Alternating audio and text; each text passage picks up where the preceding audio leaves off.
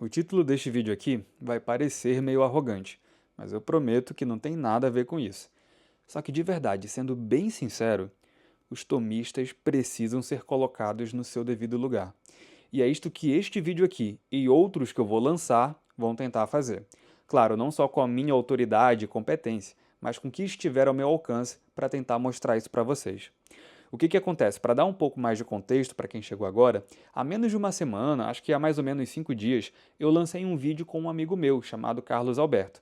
E lá nós nos opusemos à tese que é muito comum entre tomistas brasileiros e entre tomistas de forma geral, de que, na verdade, Tomás de Aquino é a doutrina oficial da Igreja Católica e que todas as outras escolas devem se render ao tomismo, de certa maneira, já que ele é uma autoridade especial, de forma absoluta, sobre os outros.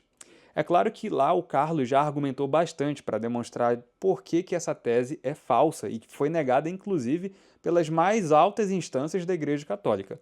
Mas, como era de se esperar, muitos tomistas vieram comentar lá e eu acho que gerou um debate interessante e eu gostaria de comentar alguns desses comentários agora aqui com vocês.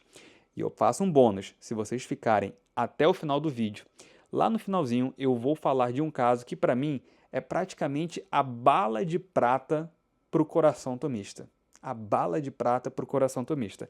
Claro, isso aqui eu estou me referindo principalmente a essa tese falsa de que Tomás de Aquino está absolutamente acima de todos os doutores, tendo sido o mais competente escolástico, aquele a quem mais foram dadas honras na Igreja Católica e que, sim, de certa maneira, estipula uma doutrina oficial que todos devem seguir, ou como uma autoridade, né, aquela cartada máxima que você pode dar dentro de um debate. Porque, afinal de contas, se o doutor Angélico, o doutor comum, defendeu isso ou aquilo, provavelmente é certo, ou então, certamente, ele não está equivocado.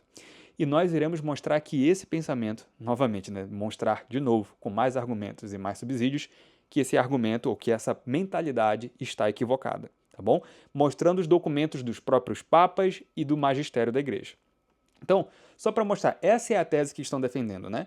Alguns têm, assim, variações. Alguns tomistas que comentaram no último vídeo vão dizer que, assim, não, mas na verdade a gente reconhece que existe essa liberdade, sim, de outras escolas se oporem ao pensamento aqui e ali, né, de Tomás de Aquino.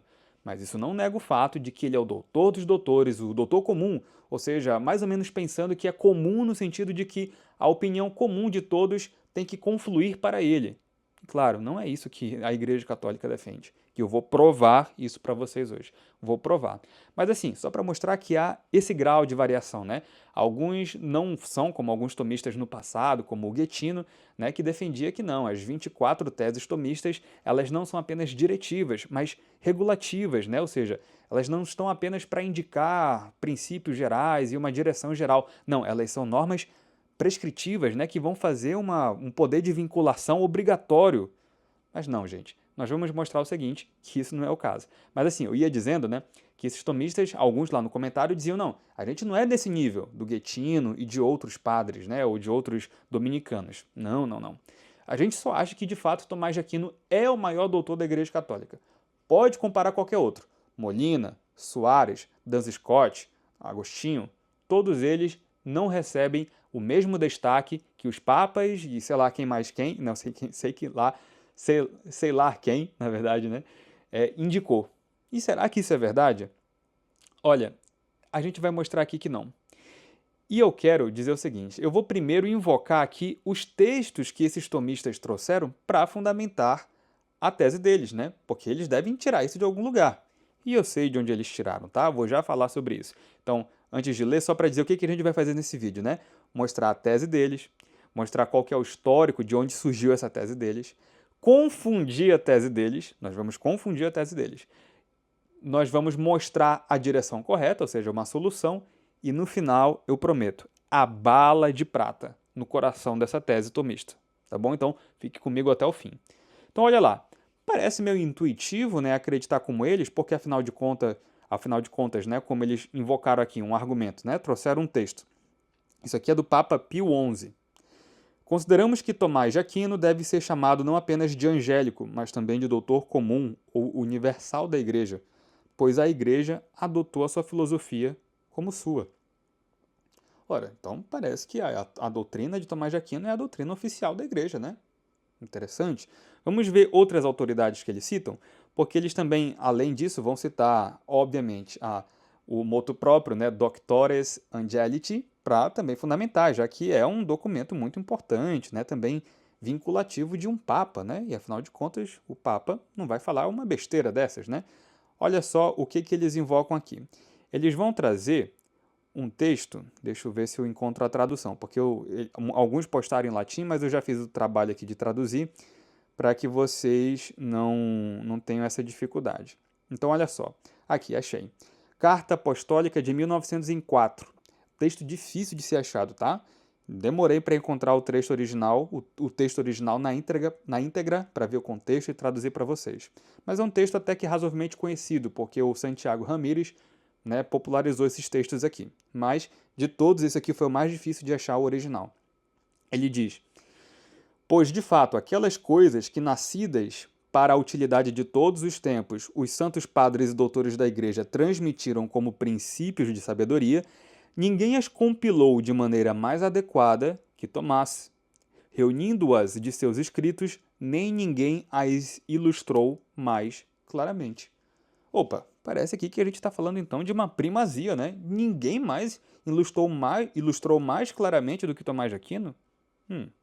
Vamos avançar. Outro texto que é utilizado como autoridade aqui, né? Pio XI. Isso aqui é de uma carta apostólica de 1922. Por filosofia escolástica, entendemos aquela filosofia habilmente refinada pelos santos padres e pelos doutores das escolas, e finalmente elevada ao mais alto grau de perfeição pelo trabalho e talento de Tomás de Aquino. Outra, Pio XII, diz assim: entre todos os adeptos da filosofia escolástica, a palma incomparável é reservada a São Tomás. Ele mesmo ocupa o lugar principal. Isso aqui é um discurso de Pio XII, né, para aqueles que participaram do terceiro encontro internacional tomístico em 1950. Eles geralmente não contextualizam tanto de onde são as citações, mas eu fiz questão de contextualizar e eu vou já dizer o porquê. E aí nós temos uma outra citação aqui, deixa eu ver se eu a encontro. Bem, eu acho que na verdade esses aqui já são suficientes, né? Para mostrar o seguinte, olha, o que eles estão dizendo é, Tomás de Aquino tem a recomendação de papas, de concílios, nós temos, segundo eles, né, a Aeterni Patris, com Leão XIII, nós temos, segundo eles, né, nós temos a Doctores Angeliti, do Pio X, aí tem cartas de Pio XI, Pio XII, seja lá quem for, eles encontram vários documentos. E esses documentos de fato existem, tá? Não são falsificações, não. Mas veja só, o que eu quero refletir com vocês é, e qual que é a interpretação correta dessas palavras aqui? Será então, porque alguém pode pensar, puxa, Matheus, agora você está em dificuldade, né? Você leu esses textos e eles são tão claros, né? Tão fortes, no sentido de dizer que Tomás de Aquino está acima de todos. Será? Será mesmo? Olha só, se esse for o caso, eu vou deixar os tomistas confusos agora. Consternados, desconcertados. Sabe por quê? Eu vou ler aqui agora um texto muito forte, mas não é sobre Tomás de Aquino. Quero que vocês vejam aqui um texto e aí eu quero que vocês me digam a conclusão dele. Quem quer que soubesse algo sobre Cristo, sobre a fé, sobre a religião, em todos estava Agostinho na boca, de modo que quase nada pode ser entendido das Sagradas Escrituras, senão sob sua orientação. Nada pode ser explicado senão sob a sua interpretação. Ele agora é autorizado de tal maneira que não invejamos a sabedoria dos filósofos, não desejamos a eloquência dos oradores, não buscamos os talentos dos estudiosos. Em suma, não nos é necessário o acume de Aristóteles, nem a eloquência de Platão, nem a prudência de Varão, nem a gravidade de Varrão, nem a gravidade de Sócrates, nem a autoridade de Pitágoras, nem a astúcia de Empédocles, nem o conhecimento e a virtude de qualquer tipo de homem. Ele nos apresenta os oráculos dos profetas, repete as vozes dos apóstolos e expressa o sentido de todas as escrituras. Ele, por fim, mostra a sabedoria e os estudos de todos os pais e sábios. Se buscais a verdade, se buscais a doutrina, se buscais a piedade, quem é mais douto? Quem é mais justo? Quem é, por assim dizer, mais santo do que Agostinho? Olha só. Tantos são os benefícios de Agostinho para toda a Igreja Católica que devemos a ele quase mais do que a todos os outros santos, diria eu. Tudo o que todos os apóstolos plantaram juntos, tudo o que Apolo e outros seguidores dos apóstolos regaram, isso ele coroou. E aqui ele está fazendo uma alusão ao texto do apóstolo Paulo, né? Que um planta, um rega e o outro vai colher. Então, olha, veja só o que esse texto está dizendo. Existe alguém mais douto, que legou mais doutrinas e entendimento sobre as verdades do que Agostinho? É claro, é uma pergunta retórica. A resposta é não. Para esta pessoa aqui que declarou isso, Agostinho, ele era o máximo, o doutor máximo da Igreja Católica. Agora, será que foi um Zé Ninguém que falou isso aqui? Quem será que foi? Deve ter sido um Zé Ninguém. Não. Isso foi um sermão de Martinho V, Papa da Igreja Católica. E sabe o que é o mais curioso? Tomás de Aquino já tinha, inclusive, vivido, feito toda a sua obra aqui na Terra, né? E já tinha sido até canonizado. Vamos ler outros textos? Eu quero ler outros textos aqui com vocês, porque existem mais textos, olha só. Além desse sermão de Martinho V, e mais, deixa eu comentar uma coisa, tá? Um sermão aqui desse Papa, nesse tipo de documento, tem poder mais vinculante do que cartas, que é o principal, que era em número, né, foram os argumentos de autoridade mais invocados do outro lado. Ah, uma carta apostólica de Pio, não sei quem e tal. Olha, nós estamos falando aqui, né, assim, de coisas diferentes, tá? Porque existem diferentes. Um motu próprio é uma coisa, uma bula é uma coisa, uma encíclica. Então existem vários tipos de texto, né, que um papa pode redigir. Aqui é o papa pregando, ensinando, colocando-se como autoridade teológica sobre a igreja, tá? Então não é uma coisa qualquer. Então veja, mas existem outros documentos. Eu quero ler mais. Então vamos lá. Vamos ler aqui outro documento? Vamos lá. Agostinho, entre os doutores da Igreja Imaculada, é o principal e mais sutil investigador do Evangelho e das Sagradas Escrituras. Quem falou isso? Pio II. Pio II. Vamos continuar? Agostinho, principal dos pais e melhor dos doutores. Quem falou isso? Sisto IV. Vamos ver o que mais? Aqui a Epistola ad Septimum Synodum, de Adriano I. O que será que ele diz? Agostinho, Agostinho, a norma e régua da doutrina católica. Vamos ver o que mais? Papa Félix IV, vamos ver. O que ele disse? Pois sempre consideramos essa família agostiniana como muito importante em todos os tempos, tanto por causa dos dogmas mais seguros e inabaláveis de Santo Agostinho, transmitidos e preservados por seus alunos, quanto pelos homens excelentes que ela produziu. Vou reler. Pois sempre consideramos essa família agostiniana como muito importante em todos os tempos, tanto por causa dos dogmas mais seguros e inabaláveis de Santo Agostinho, transmitidos e preservados por seus alunos, quanto pelos homens excelentes que ela produziu. Olha só o que ele está dizendo aqui, né? Que coisa interessante. E que coisa interessante também esses papas. Olha, o mais antigo aqui eu creio que seja Adriano I. O resto aqui, a maioria das declarações que tem de louvor, colocando Agostinho como acima de todos os outros doutores, são de períodos posteriores a São Tomás. Posteriores à canonização de Tomás de Aquino. Olha que coisa interessante. E algumas das citações que eu vou ler aqui para vocês, eu vou guardar para bala de prata para o final. São já no período em que ele era colocado como a régua, ele era o doutor comum já, né? Já era tido como doutor da igreja. Então, prestem atenção. E eu estou qualificando porque essa bala de prata vai ser colocada em um período muito importante da Igreja Católica. Mas vamos avançar aqui, vamos avançar. Então eu pergunto, né, diante de tantas declarações sobre Agostinho, puxa vida, será que Tomás de Aquino é mais importante que ele? Será?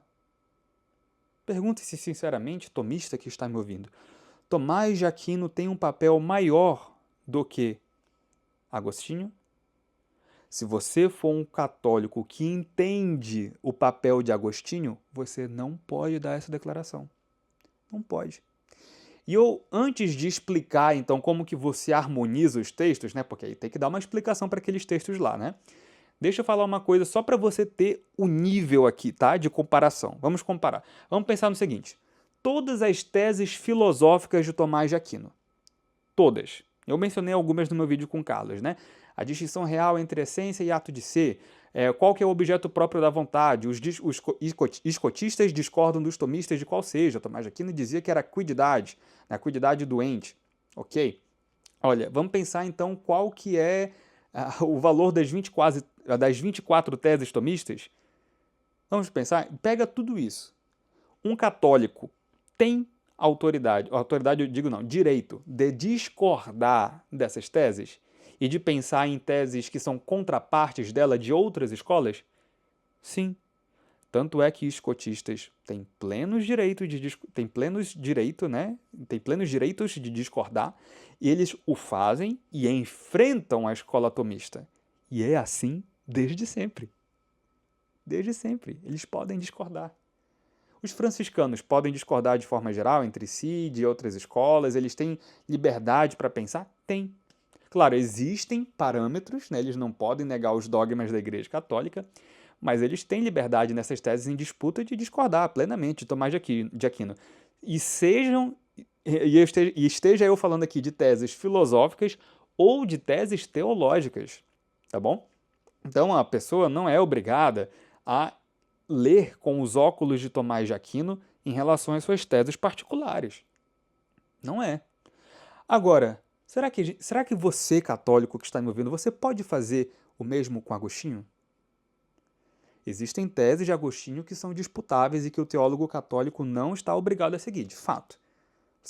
Eu posso citar aqui, né, tanto teses filosóficas quanto teses teológicas, em relação a, por exemplo, a iluminação, né, a gnosiologia de Agostinho. Tanto é verdade que era algo disputável que Tomás de Aquino rompeu com isso, né? Tomás de Aquino rompeu com isso. Ele não concordava, não adaptou da forma, né, mais agostiniana, digamos. Então ele rompeu. Mas será que todas as teses são questionáveis? Não. Existem coisas de Agostinho que não podem ser não aceitas por um católico.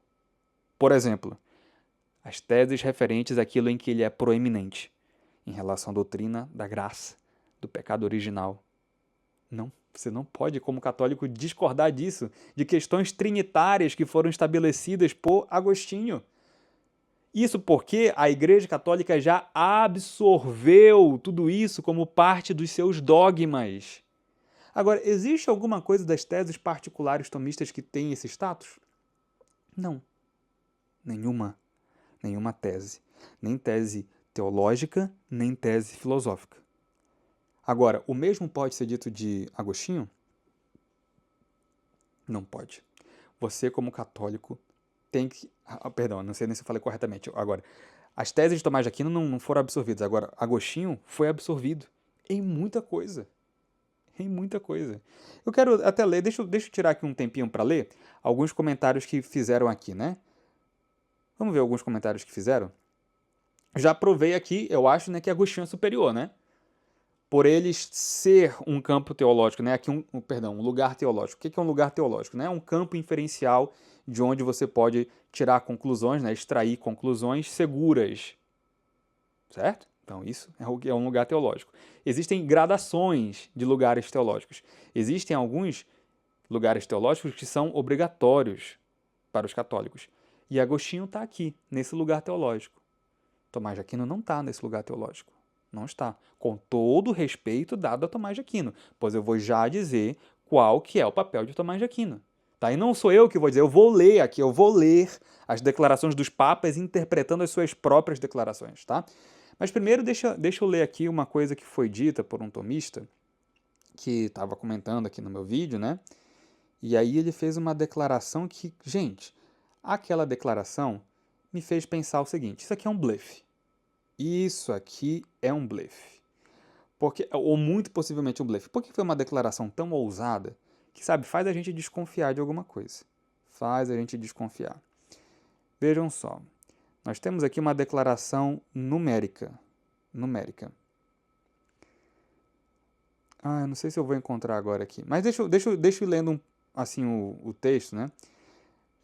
Eu vou ler um pouquinho. A gente vai já chegar a essa parte, olha só. Eu vou lendo aqui. Eu não vou citar o nome da pessoa porque pode ser deselegante, né? Então, olha só.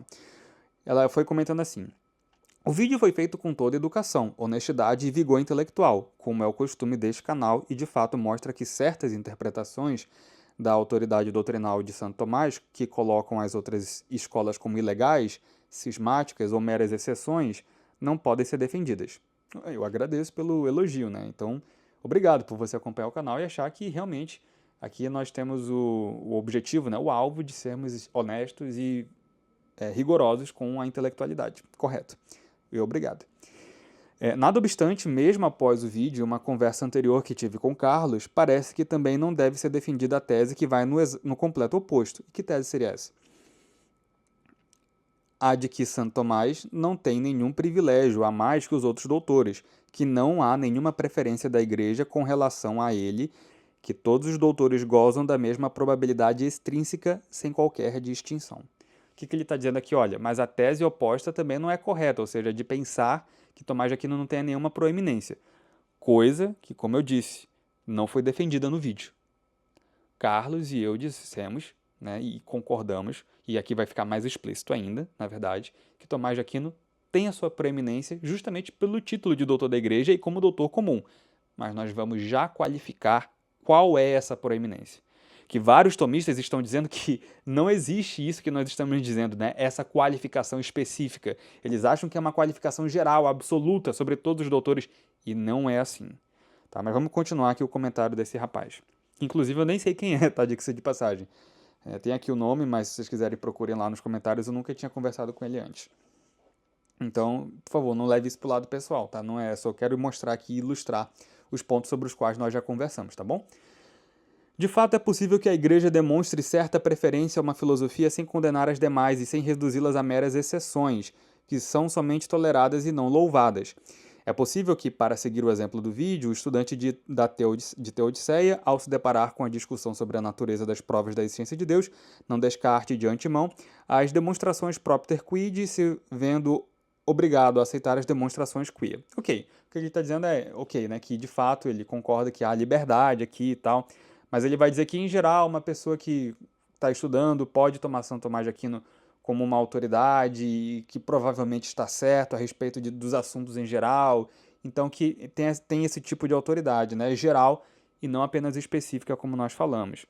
Então, procurem lá. A nossa conversa vai para vários pontos. Ele tenta salvar a declaração aqui de Tomás de Aquino da Imaculada Conceição, que também, na minha última mensagem, eu demonstro que está equivocada, extremamente equivocada, e ele também tenta demonstrar que, de alguma forma, Tomás de Aquino não defendeu que absolutamente a violação sexual, né, de um casal entre duas pessoas de sexos opostos, que essa violação sexual, que Tomás de Aquino não defendeu que essa violação, não vou falar a palavra, mas vocês já entenderam, né, que ela é menos grave, na verdade, que o onanismo, né? Ou seja, a pessoa que está lá se masturbando. Então, não sei se o algoritmo vai implicar com a palavra, mas eu já disse, né? Se masturbando. Eu mostro, né, nas minhas respostas que, em relação a esses dois pontos, a interpretação mais correta é a que eu e o Carlos dissemos no vídeo mesmo, né? Então leiam lá. Mas o que eu quero mostrar não é nem isso. Eu quero só ficar nesse ponto primeiro da autoridade de Tomás de Aquino em si mesma, né? E aí eu respondo, eu faço o desafio, né? Eu lanço o desafio se ele puder demonstrar que Santo Tomás de Aquino, né? Que Tomás de Aquino tem mais citações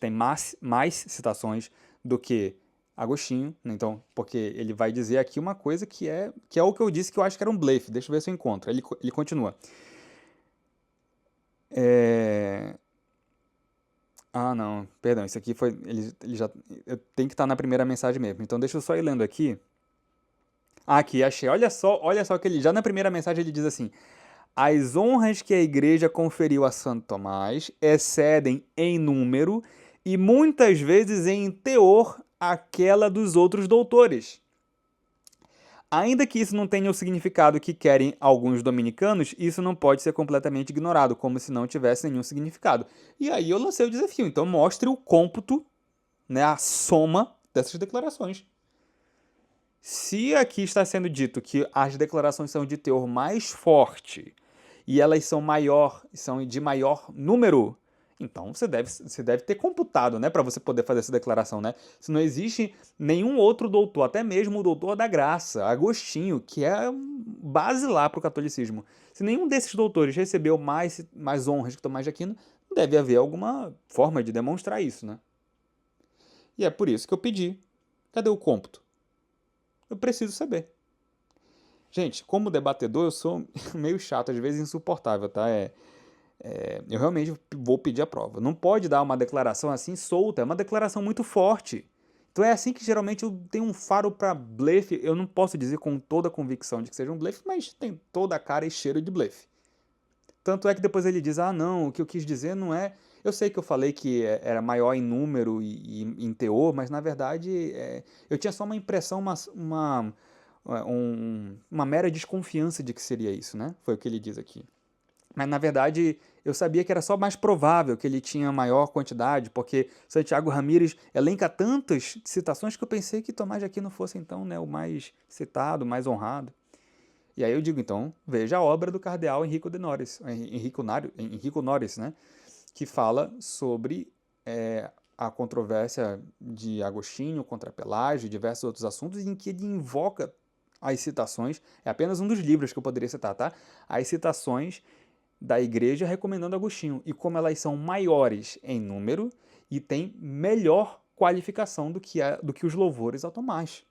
Como eu acabei de ler para vocês aqui, e esperem que a bala de prata ainda virá, tá? A bala de prata ainda está aqui guardada.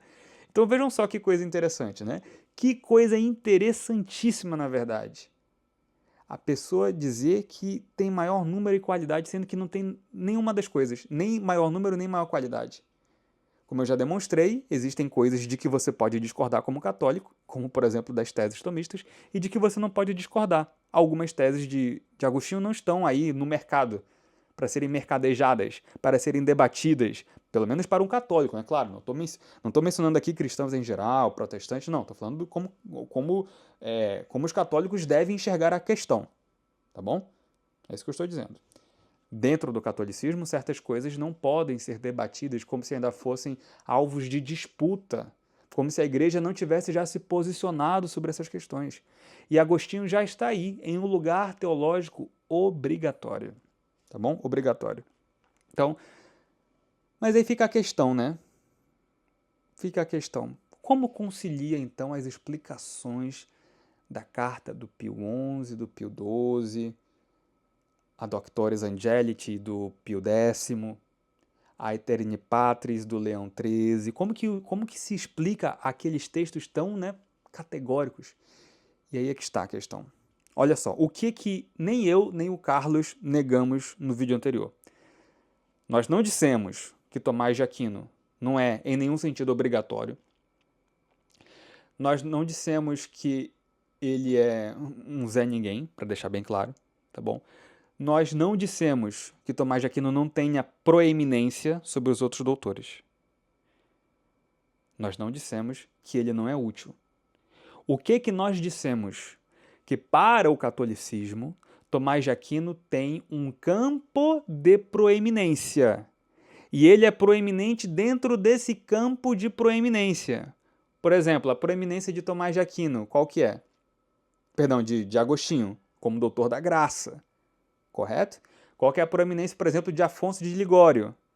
Né? Santo Afonso, como se chama, né? É a teologia moral. Poderia falar outros, São João Damasceno, etc, etc. Qual que é? Cada um tem o seu campo de proeminência. E qual que é a proeminência de Tomás de Aquino? Princípios gerais relativos a verdades fundamentais, que são verdades comuns. Não são fundamentais aqui por causa de teses particulares, basilares, que são o fundamento da igreja. Não.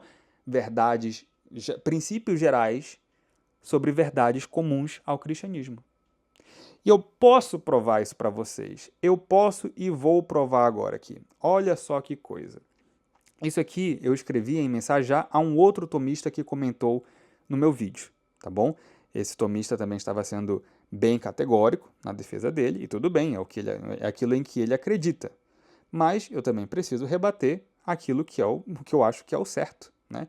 Então ele falou assim, né, a mensagem dele. Carlos Alberto disse, né, abre aspas, por exemplo, a Aeterni Patris, ela fala de São Tomás, ela louva São Tomás como grande doutor da igreja, etc, etc, mas em nenhum momento coloca sua filosofia ou sua teologia acima da teologia ou da filosofia de outras escolas. Aí ele fecha aspas, de fato, né? É isso que Carlos Alberto falou. Aí ele abre aspas. Porém, para citar Leão XIII, na Aeterni Patris, né? Porém, entre todos os doutores escolásticos, brilha como astro fulgurante e como príncipe e mestre de todos, Tomás de Aquino. Aí ele fecha aspas e fala assim, ué, pontinho, pontinho, pontinho, né? Reticências. E aí a gente debateu aqui um pouquinho e aí eu mostro a minha mensagem final, né? Vamos deixar o próprio Pio X esclarecer as palavras dele sobre o Doctores Angeliti. Vamos deixar o próprio Pio X esclarecer as palavras dele lá? Tá bom? E aí a gente vai para Aeterni Patris também e as cartas do Pio XI, Pio XII. Vamos lá. O moto próprio de Pio X diz o seguinte, e ele começa já louvando Tomás de Aquino, etc, etc e tal, e aí ele vai citar que algumas pessoas estavam em dúvida sobre o que ele queria, o que foi, se deveria ser dito, né, que Tomás de Aquino era para ser dito como a única ou a principal referência. Aí, né, existe uma controvérsia lá, leiam o contexto direitinho, né, não vou poder explicar em detalhes aqui, mas um trecho importante é que depois disso ele fala o seguinte, é evidente que ao estabelecer Tomás como principal guia da filosofia escolástica, nós queríamos nos referir maximamente a seus princípios, sobre os quais essa filosofia se fundamenta e se constrói. E um pouquinho mais à frente, acho que até na mesma página, ele diz assim, ademais, falando de um modo geral e universal, não é um modo particular das teses particulares próprias do tomismo, tá? De um modo universal. Nestes princípios de Tomás não estão contidos senão o que já haviam descoberto os mais importantes filósofos e doutores da Igreja. Meditando e argumentando, descobriram os próprios princípios racionais do conhecimento humano, algo sobre a natureza de Deus e também das coisas, sobre a ordem moral e a consecução do fim último da vida. Então, o que a gente quer dizer no final das contas? Olha, Tomás de Aquino defendeu e foi um exemplo perfeito de vários princípios que devem ser utilizados na hora de estudar esses assuntos comuns. Que assuntos comuns, né? O fim último do homem, né? Que é, como ele diz aqui, a consecução do fim último da vida, né? A natureza de Deus, conhecimento humano, os próprios princípios, enfim, dá uma série de coisas aqui. E Tomás de Aquino, ao estudar tudo isso, foi um intelectual virtuoso, né? E estudou a causa e os princípios primeiros e supremos de tudo isso, né? Era comprometido com a verdade, etc. Então ele tinha esses princípios que usou no estudo desses princípios que fundamentam as verdades comuns ao cristianismo. Nestes pontos, ele era proeminente, nesses princípios gerais, que, segundo o próprio Pio X, estavam acessíveis e presentes em todos os outros doutores da Igreja Católica. Todos os outros doutores da Igreja eram também exemplos disso, mas ele é o mais proeminente, né, ao seguir esses princípios. Então você não tem nenhum problema de um católico reconhecer que a luz de Tomás de Aquino brilhava mais do que a de outros nesses princípios, nesses princípios tomistas, tá? Nesses princípios de investigação da verdade, tá? Que eram acessíveis a todos e são acessíveis a todos, tá bom? Não há nenhum problema em dizer que ele é o exemplar perfeito disso daqui, que ele, sei lá, como alguns documentos falam, né, era o mais hábil para sistematizar doutrinas relativas aqui a essas verdades comuns. Agora, isso quer dizer que Tomás de Aquino é uma autoridade infalível? Não. Isso quer dizer que um católico deve tomar como de antemão as opiniões de Tomás de Aquino? Não. Isso quer dizer que as outras escolas não podem discordar de Tomás de Aquino? Não. Isso quer dizer que ele tem maior proeminência de que qualquer outro doutor, inclusive acima do que Agostinho? Não. Inclusive, vamos pensar em um outro caso aqui, né? Eu citei o caso de Afonso, né? De Santo Afonso, em que, na teologia moral dele, ele defendeu o que se chama hoje de equiprobabilismo. Um católico pode discordar, não precisa assumir esse sistema moral, não precisa. Mas o grau de proeminência dele, né, o âmbito, o campo de proeminência de Afonso era esse. E o de Tomás de Aquino era dessas verdades comuns, de princípios gerais que guiaram o estudo de verdades comuns. Agora, os dois podem ser objetados, tanto é que os católicos não precisam seguir necessariamente a premoção que é defendida pelos tomistas e várias outras teses, como já mencionamos no episódio anterior. Não são obrigados, mas eles são obrigados a seguir Agostinho naquilo que lhe é proeminente. Deu para entender? Agora, o católico ele deve estudar Tomás de Aquino? Sim, ele tem que estudar Tomás de Aquino. O católico pode ter uma devoção especial por Tomás de Aquino? Pode ter uma devoção especial por Tomás de Aquino. O católico pode concordar com as teses tomistas? Pode concordar com as teses tomistas. Elas são seguras, como nós dissemos no episódio anterior. E aqui fazendo uma distinção, né, entre algo ser seguro e ser verdade, né? Existem uma diferença gritante, na verdade, aqui. Uma coisa é a palavra segura, ou seguro, que quer dizer o quê? A propriedade que algo tem de estar longe de perigo. Ou seja, você defendendo essas teses tomistas, nenhuma delas vai lhe conduzir a uma heresia segundo a Igreja Católica, a cair da fé, a alguma coisa dessa natureza. Deu para entender? Agora, dentro daquilo que lhe é proeminente, né? Agora, você também pode fazer o mesmo com Santo Afonso, mas em relação a Agostinho, não dá, você não pode discordar. Porque uma coisa é ser norma diretiva, outra coisa é ser norma prescritiva, como a gente mencionou também. O que é uma outra distinção muito importante para ser usada na hora de interpretar aquelas outras citações. Por quê? Quando se diz que a Igreja adotou a doutrina de Tomás de Aquino como sua, quer dizer que ele não adotou também a de outros doutores, como no caso de Duns Scott, na polêmica sobre a Mariologia, sobre a Imaculada Conceição? Quer dizer que a Igreja não adotou a doutrina de Agostinho? E na verdade, tem que ser dita que adotou tão somente a doutrina de Tomás de Aquino, ou que pelo menos eminentemente a doutrina de Tomás de Aquino? Não, não é isso. Ela adotou a doutrina de Tomás de Aquino no sentido que nós estamos qualificando aqui. Ou seja, e outra coisa que eu preciso explicar, né, é a diferença entre uma qualificação exclusiva e elativa, ou não exclusiva, né? Ou seja, as pessoas leem aquilo e não conseguem entender o caráter do elogio, o caráter da direção, da norma, se está se falando ali de algo meramente diretivo ou prescritivo. Prescritivo no sentido de ser obrigatório a adesão, a vinculação obrigatória da sua opinião como católico, e ser diretivo como uma norma geral de direção, de parâmetros, sabe? São coisas distintas, e os católicos ali lá no último vídeo não estão conseguindo entender uma distinção que deveria ser básica para um católico. Porque como assim você como católico vai dizer que um jesuíta não pode discordar de Tomás de Aquino? Veja só que coisa, né? Veja só que coisa. Mas eu não vou parar por aí. Eu quero agora mostrar mais textos. Quero invocar mais autoridades. Preciso ler.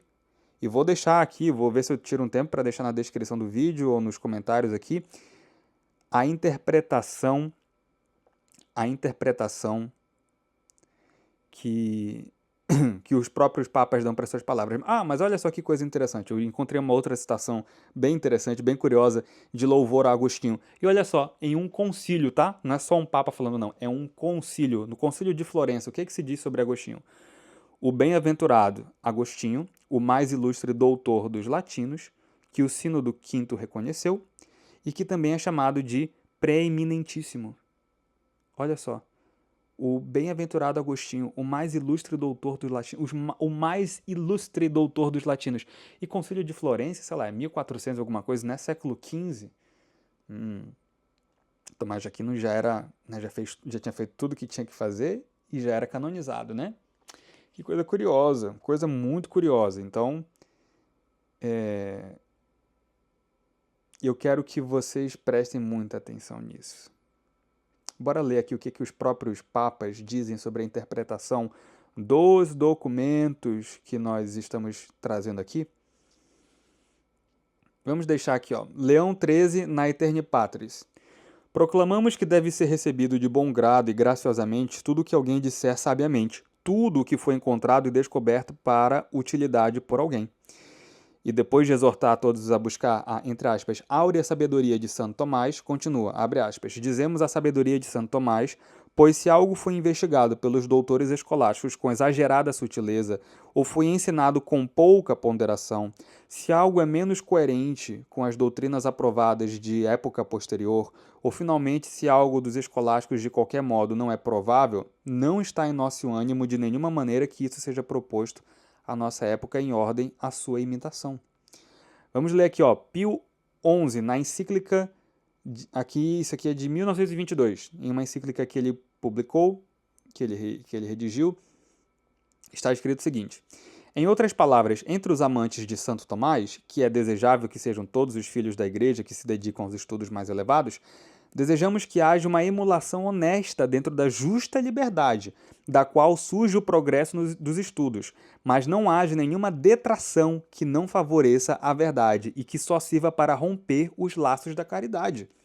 Portanto, seja uma coisa santa para todos o que é ordenado no Código de Direito Canônico, a saber que, abre aspas, os professores tratem absolutamente os estudos da filosofia racional e da teologia e a instrução dos alunos nessas disciplinas de acordo com o método, doutrina e princípios do doutor Angélico, e o sustentem religiosamente, e que todos se atenham a esta norma de tal maneira que possam verdadeiramente chamá-la de sua mestra.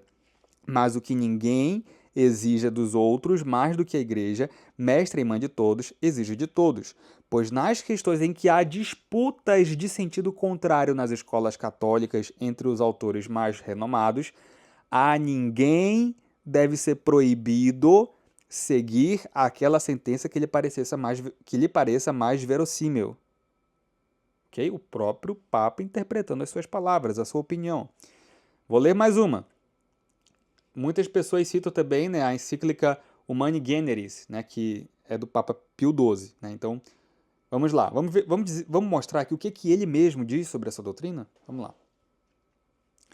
Também não devemos escatimar elogios ao propósito que vocês têm de ordenar de tal maneira seus estudos filosóficos e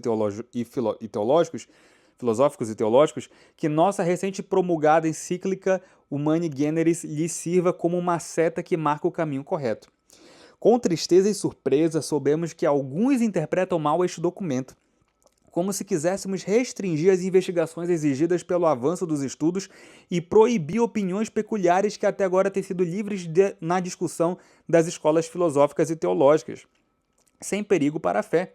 Esses ou estão enganados ou enganam os outros. Nossa intenção não foi impedir o que é livre. O que queríamos, de acordo com o nosso ofício apostólico, era distinguir algumas doutrinas errôneas e imoderadas da verdade católica, como ela foi e será o patrimônio comum da Igreja, que deve ser preservado íntegro e protegido e que transcende todas as épocas e formas de cultura. Isso aqui é uma exortação do Pio XII aos carmelitas na audiência de 23 de setembro de 1951. Olha só que coisa curiosa, né? Que documento poderoso. Poderoso para corrigir a interpretação desses que tentam limitar o debate dentro da Igreja Católica, reduzindo tudo. Ah, Santo Tomás aqui não defendeu isso? Ah, então descarta-se. Ou então tenta-se formular um raciocínio engenhoso para salvar a declaração de Tomás de Aquino, ou para, né, tentar salvar ali, né, forçando a barra. Não. Não pode ser feito isso. Tá? Não pode. Não é porque ele disse que está certo. Infelizmente, tá? Não tem nenhum documento oficial da Igreja Católica que diga isso. Agora vamos lá, tem mais, não parei não, tem mais. Pio XII ainda. Vamos lá, vamos ver o que ele diz aqui. Esse texto é importante porque é o que fala do direito de residência. Olha só. E no que diz respeito aos vossos estudos, para que não se misture indiscriminadamente a doutrina católica e as verdades naturais que estão de acordo com ela e que foram reconhecidas por todos os católicos, com os esforços dos homens eruditos na explicação dessas verdades e igualmente com os elementos próprios e as razões peculiares pelas quais os vários sistemas filosóficos e teológicos que existem na Igreja se distinguem entre si. Acho que eu li com a cadência correta? Acho que sim, mas enfim, o trecho mais importante é o que vem a seguir ainda. Nenhuma disciplina ou razão dessa natureza é a porta pela qual alguém entra na Igreja. E com maior razão é ilícito afirmar que esta é a única porta que está aberta. Vossos ilustres autores e mestres associaram em bela aliança e fidelidade que observavam continuamente para com o sumo doutor, com a liberdade que deve ser muito valorizada, a qual é devida à investigação das doutrinas, e que sempre foi devidamente protegida por nossos predecessores, a saber, por Leão XIII e pelos que o seguiram na Cátedra de Pedro. Assim, cada um dos professores pode agir livremente dentro dos limites estabelecidos que não devem ser ultrapassados, ao aderir a alguma escola que tenha adquirido na igreja o direito de residência. Ok? Agora bem, com esta norma que distingue completamente as verdades que devem ser mantidas por todos daquilo que constitui as linhas e os elementos de uma escola particular, e ao ensinar deixar claro essas diferenças, como convém a um mestre autenticamente sensato, para que a doutrina autêntica e genuína da Igreja não se confunda com as diversas e peculiares sentenças de cada escola. Estas duas coisas devem ser muito distintas entre si, de fato, sempre. Ok? Então, assim, o que eu vou fazer agora? Bora fazer um exercício? Bora fazer um exercício. Vamos voltar aqui aos textos que foram invocados como autoridade, né? Já explicamos aquele que diz que a Igreja Católica tomou a doutrina de Tomás de Aquino como sua, que isso tem um sentido qualificado, né? Que não é um sentido de exclusão, né? De exclusividade. Mas olha só. Eu vou ler de novo, né, uma das autoridades que era ali, se não me engano, esse texto aqui é do Papa Pio X. Pois, de fato, aquelas coisas que, nascidas para a utilidade de todos os tempos, os santos padres e doutores da Igreja transmitiram como princípios de sabedoria, ninguém as compilou de maneira mais adequada que Tomás, reunindo-as de seus escritos, nem ninguém as ilustrou mais claramente. Que princípios são esses? São os princípios gerais de investigação da verdade, de estudiosidade dentro das áreas gerais comuns dentro do cristianismo. É isso que está sendo dito aqui, tá? É isso que está sendo dito. O próprio Pio X, como eu falei, disse isso dentro da Doctoris Angeliti. E eu li para vocês ele falando que quando a gente recomendou Tomás é em relação a esses princípios gerais e que já estavam presentes em todos os outros doutores, mas que ele é o exemplar perfeito disso e é digno de imitação, como exemplar de uma pessoa que fez, né, que seguiu os princípios de estudiosidade, princípios de investigação da verdade, né, que deve ser realmente imitado, e principalmente nessas áreas em que ele é proeminente, nessa área em que ele é proeminente, das verdades comuns. Vamos lá. Aí, voltando agora a Pio XI. Por filosofia escolástica, entendemos aquela filosofia habilmente refinada pelos santos padres e pelos doutores das escolas, e finalmente elevada ao mais alto grau de perfeição pelo trabalho e talento de Tomás de Aquino. E aqui, quem invocou essas autoridades, né, um dos tomistas, falou assim, veja, ele elevou a escolástica ao mais alto grau de perfeições. Logo, ninguém mais... Se ele elevou ao mais alto grau, então isso aqui deve querer dizer o seguinte, olha, então, se a gente for comparar o que os outros doutores fazem com a escolástica, com a doutrina católica, eles chegam a cumes, mas a montanha mais alta é de Tomás de Aquino. Ele elevou a escolástica ao seu mais alto grau de perfeição. Ora, será que é isso mesmo o entendimento correto? Será que essa é a leitura do texto? Como a gente já viu, não pode ser, porque Agostinho é superior. Né? Isso já ficou claro aqui. Ficou demonstrado. Então, o que quer dizer esse texto aqui? O que ele quer dizer? Veja, e eu usei uma analogia para fazer com que a pessoa entendesse. Tentei ser o mais didático possível. Imagina que você tem gestões de um mesmo hospital. Tem um presidente do hospital e ele, esse presidente do hospital, eleva o hospital a seu funcionamento máximo. Atendimento rápido, de boa qualidade, funcionários bem satisfeitos, todo mundo bem pago, sem atrasar salário de ninguém, né? As pessoas sendo salvas, um mínimo de pacientes, né, sendo acometidos por qualquer eventualidade ou erro médico, ou enfim, todos os medicamentos ali dentro da data de validade, nenhuma, né, intercorrência muito grave ou por desatenção ou coisa assim, né, todo mundo seguindo os protocolos. Ok. Essa foi uma gestão que elevou o hospital ao seu máximo, a sua mais alta qualidade. Vem uma outra gestão e consegue... será que ela não consegue também elevar o hospital ao seu máximo? Isso não é possível? Uma gestão elevar o hospital ao seu máximo funcionamento, das suas máximas perfeições? Nas suas máximas, né? Nas suas máximas perfeições, isso não é possível? É possível. Então, o que está dizendo aqui? Quer dizer que Tomás de Aquino foi o único que alcançou o cume? Claro que não. O que está dizendo aqui, dois gestores podem elevar, porque aqui o alvo da qualificação não é Tomás de Aquino em relação às perfeições, em relação ao mais alto cume. O alvo da qualificação é a escolástica, como um todo contínuo, que ele diz que começa quando? Na patrística. Olha só, por filosofia escolástica, entendemos aquela filosofia habilmente refinada pelos santos padres e pelos doutores das escolas, ou seja, que começou lá na patrística, uma doutrina que começa na patrística, tem uma continuidade, né, de um todo contínuo que vai e avança para a escolástica e que Tomás de Aquino alcança o seu mais alto grau de perfeição. Agora, isso quer dizer também um sentido exclusivo? Tomás de Aquino é o único que eleva no seu mais alto grau de perfeição? Não. Como eu falei, gestores podem alcançar, levar a instituição ao seu máximo. Eles não são o máximo nessa frase. Eles estão conduzindo como causas eficientes, causas instrumentais para o alcance da instituição ser o máximo perfeito. É isso. Tomás de Aquino, com a sua competência, conseguiu elevar a escolástica ao seu máximo. Santo Afonso de Ligório, com a sua doutrina a teologia moral, elevou a escolástica também com as suas perfeições.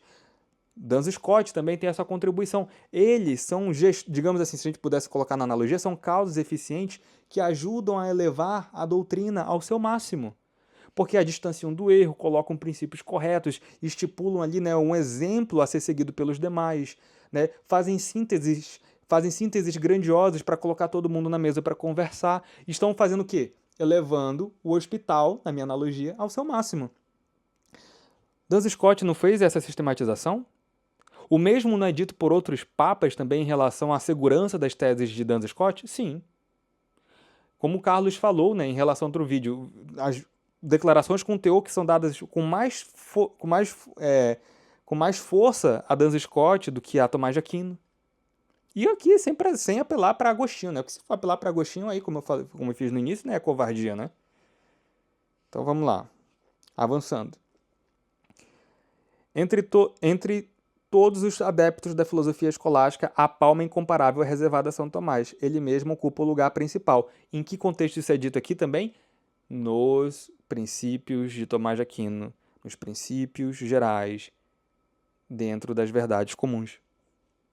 Isso é verdade, ele foi grandioso. Não tem problema você reconhecer como católico isso. Você deve reconhecer. Isso é documento, segundo você que é católico, você deve reconhecer isso daqui como documento, como princípio correto, né, como entendimento correto, mas dentro da sua qualificação. Senão você vai ser levado a absurdos, que tanto eu quanto o Carlos apontamos no nosso outro vídeo. Tá bom? Agora, deixa eu falar uma coisa. Tem um detalhe que eu não posso deixar passar. Não posso. Não posso. Sabe o que é? Já provei, né, tudo pelo magistério da igreja, concílios, papas, mas tem uma bala de prata. A bala de prata. Sabe o que é? Vou falar para vocês. Existia uma controvérsia, século XVI, 1580, alguma coisa, por aí. A controvérsia de auxílios, talvez alguns aqui conheçam, né? Sobre os auxílios. Essa controvérsia colocou dominicanos e jesuítas em um grande embate. Vicente de Munhoz, que é o principal historiador dessa controvérsia, ele chega a dizer que foi por isso aqui, por um triz, que não houve um cisma na Igreja Católica ali. Né, entre os latinos, né, claro. A disputa parecia um pouco até assimétrica, né, digamos assim, vamos colocar, porque nós temos de um lado os dominicanos, que já tinham uma farta tradição com Tomás de Aquino, né, e vários talentos que eclodiram dentro, né, que, sei lá, floresceram dentro da escola dominicana. E nós tínhamos do outro lado os jesuítas, que eram uma escola ainda principiante, digamos, né? Quando é que começa a Companhia de Jesus? 1540, sei lá, por aí. Uma escola um pouco mais tardia se comparada com os dominicanos. Ora só, deixa eu ver só uma coisa aqui. Opa, pronto, tirei.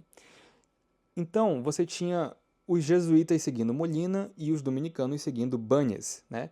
Quem fala sobre isso muito bem é um amigo meu, chamado Leandro Bezerra. Ele tem cursos sobre isso. Eu aconselho que vocês comprem e estudem, tá bom? Nós somos todos do mesmo grupo, tá? Eu, Carlos Alberto, Leandro Bezerra. E vejam bem, olha só. A Igreja Católica quase dividiu aí. Ela quase se rompeu. Quase houve outro cisma. E quem diz isso é o principal historiador da controvérsia, como eu falei. Agora vejam só. Seria ali ruim caso a igreja, se Tomás de Aquino tivesse toda essa proeminência, os tomistas se valerem da autoridade de Tomás para, né, fechar a sessão, se ele realmente é o proeminente dos proeminentes, o doutor dos doutores, acima em absolutamente tudo, aquele que foi o mais competente e escolástico de todos, como dizem, será que não era bastava apelar para a autoridade dele? Por que a igreja simplesmente não olhou assim? O que mais parece, condiz, né, com as opiniões de Tomás de Aquino? Se bem que os dois lados invocavam Tomás de Aquino como autoridade, né? Mas mesmo assim, veja só. E mais, olha só, agora que eu pensei nisso, né, os dois lados invocavam como autoridade. Mas então, se um dos lados era justamente a escola dele, ele já era considerado doutor comum nessa época, tá? Já era tanto canonizado quanto doutor da igreja com o epíteto de doutor comum oficial, tá? Porque é uma coisa distinta, né? A canonização e a sua elevação a doutor da igreja, né? E não apenas da sua ordem. São coisas, momentos distintos. Nessa época, ele já era as duas coisas. Os dois lados da controvérsia invocavam Tomás de Aquino. A ordem que estava do lado de Banhas, na controvérsia, né, que é uma controvérsia sobre predestinação, graça, tá, para quem não conhece, né, dos auxílios da graça. Essa controvérsia deveria, sei lá, se a gente fosse pensar como esses tomistas dizem hoje, ser resolvida com base em quem? Em Tomás de Aquino, né? Talvez uma das controvérsias mais importantes teológicas da Igreja Católica, uma das mais assim que foram acirradas e que, né, o debate estava rolando solto, o pessoal estava indo para a pancadaria argumentativa, né, a coisa estava esquentando. Vamos invocar uma autoridade. Seria natural nesse caso pensar em Tomás de Aquino para resolver a história, né? Seria. Mas quem será que foi invocado para resolver isso? Tchan, tchan, tchan, tchan. Vamos ver? Eu vou ler aqui para vocês. Eu vou ler para vocês uma coisa impressionante. Posso ler? Vamos lá. Isso aqui é de Clemente VIII. O Papa, ali daquele período mais ou menos, né? Olha só o que é dito isso aqui. Decidiu-se resolver esta disputa, né, sobre os auxílios, de acordo com a doutrina de Santo Agostinho, sobre a graça, por 3 razões. Primeira, que durante 20 anos a Igreja Católica lutou tão arduamente pela graça contra os pelagianos que, finalmente, com Agostinho como líder, prevaleceu. Segundo, que o mesmo Santo Doutor parece não ter negligenciado nada do que diz respeito às atuais controvérsias. Ou seja, Agostinho não negligenciou o que eles estavam discutindo ali. E terceiro, que muitos pontífices e nossos predecessores foram defensores e guardiões da doutrina de Santo Agostinho, a ponto de quererem que ela fosse deixada à igreja como que por direito hereditário. Eu vou reler. Terceiro motivo, que muitos pontífices e nossos predecessores foram defensores e guardiões da doutrina de Santo Agostinho, a ponto de quererem que ela fosse deixada à igreja como que por direito hereditário. Clemente VIII, o Papa ali daquele momento. É a bala de prata. É a bala de prata no coração tomista aqui agora. Porque não tem para onde correr aqui. Veja como a declaração é forte e inescapável. Não tem como modalizar o que ele disse, não tem como mudar o que aconteceu na história, não tem como dizer que não era tomistas dominicanos contra molinistas, uma escola que estava surgindo ali dos jesuítas. Não tem como mudar essa confluência que os dois lados estavam invocando a autoridade de Tomás de Aquino, mas o que determinou foi, na verdade, o quê? Agostinho. Então pronto. Fica aqui, gente, esse vídeo como defesa da autoridade de Agostinho, para colocar os tomistas no seu devido lugar, né, para defender a opinião do meu amigo que não pôde gravar esse vídeo comigo, mas eu falei, tudo bem, eu posso fazer sozinho, mas olha, tomem muito cuidado com essas alegações que fazem por aí, tá bom? Tomem muito cuidado, leiam, estudem, tá bom? E qualquer coisa eu estou aqui. Se você quiser se inscrever no meu curso, ele está à disposição nos links. E eu prometo, esse ano aqui é de guerra ao tomismo. Eles vão ser colocados no seu devido lugar.